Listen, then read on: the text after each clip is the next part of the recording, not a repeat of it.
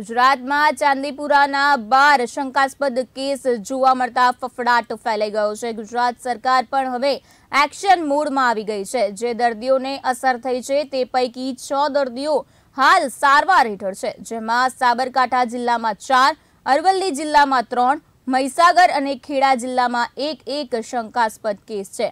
આરોગ્ય મંત્રી ઋષિકેશ પટેલે જણાવ્યું છે કે ચાંદીપુરમ વાયરસ એન્કેફેલાઇટિસ રોગથી ગભરાવવાની જરૂર નથી, પરંતુ સાવચેતી રાખવાની જરૂર છે અને સામાન્યપણે વરસાદી ઋતુમાં અને તેમાં પણ ખાસ કરીને ગ્રામીણ વિસ્તારમાં જોવા મળે રોગ છે અને હાઈગ્રેડ તાવ અને ઉલટી, ઝાડા, માથાનો દુખાવો અને ખેંચ આવવી એ આ રોગના મુખ્ય લક્ષણો છે।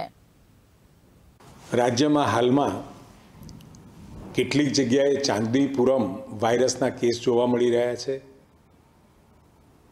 આ વાયરસથી ગભરાવાની જરૂર નથી, પરંતુ સાવચેતી આપણે અવશ્ય રાખીએ। ચાંદીપુરા વાયરસ એ નવો વાયરસ નથી। 1965માં સૌપ્રથમ મહારાષ્ટ્રમાં નોંધાયો હતો અને ગુજરાતમાં પણ દર વર્ષે આ વાયરસના કેસ નોંધાતા હોય છે।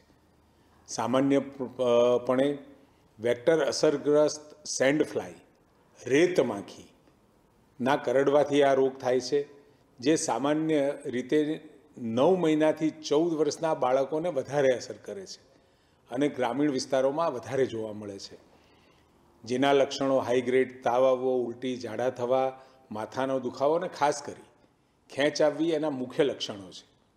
આ પ્રકારના લક્ષણો દેખાય તો તરત જ નજીકના હોસ્પિટલનો ડૉક્ટરનો સંપર્ક કરવો અને ખૂબ ઝડપથી સારવાર માટે આપણે દવાખાનામાં પહોંચી જઈએ। હાલમાં ગુજરાતમાં 4 જિલ્લાઓમાં કુલ 9 કેસ નોંધાયા છે। અન્ય રાજ્યના લોકો પણ અહીંયા વસે છે।